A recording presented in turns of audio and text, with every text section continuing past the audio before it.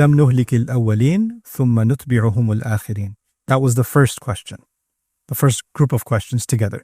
Didn't we destroy the earliest nations and we followed them up with later nations that came? Now, on that particular question, there's two interpretations, and we discussed one of them.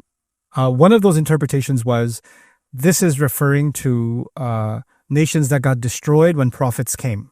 Right? That was one, and we discussed that. We looked at the ayat in the Quran where the people of Nuh denied, and then Allah replaced them with another nation and another nation, right? That was one set of interpretations. There's another set of interpretations, and that is, this is referring to all nations. Earlier nations were destroyed or killed or died, and then others came and took their place.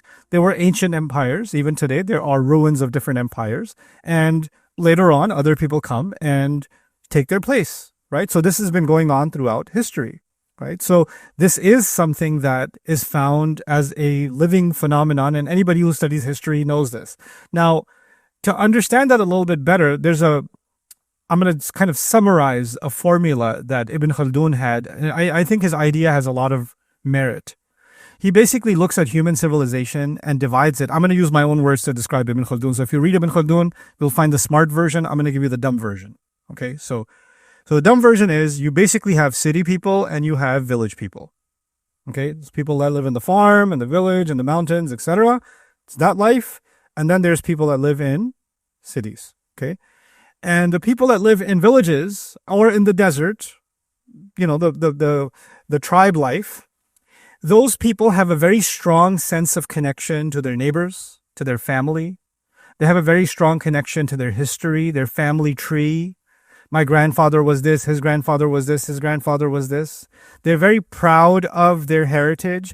They're very careful about protecting the family and protecting the tribe and protecting the culture. They're very simple also. They're also very principled. We don't do things like this here. We do things like this here. They're very big on respect and honor. Honor is a big deal to them. Tradition is a big deal to them. Loyalty is a big deal to them. And if they're enemies with someone, they're hard enemies and they're going to stay enemies for many generations. All of these things come with the village life. And this village life has existed in civilizations around the world, including Arabia. Arabia is not different from that. The Qaba'il, had the same kind of culture. But this exists in Afghanistan. This exists in Indonesia. This exists in anywhere you go in the world, you're going to find this kind of phenomenon. Okay. But then there is, and they have like I said, they have a very strong sense of identity, and they don't have a lot of government. This is another important thing. They don't have a lot of government. Because they don't have a lot of government, they have a lot of emphasis on morals. Because it's not the government that's making you do the right thing, or the police, or the camera, or the taxes, or whatever. It's the way you were brought up, and the expectation from your elders and your family and your community. There's a moral kind of, we have our morals, we have our code, and we live by this code, right? This is the life of the Bedouins and the farmers and the village people. But then society advances, and then some of those villages start growing into cities, and they start becoming more and more civilized and developed. And city life is driven not by family, it's driven by economic functions.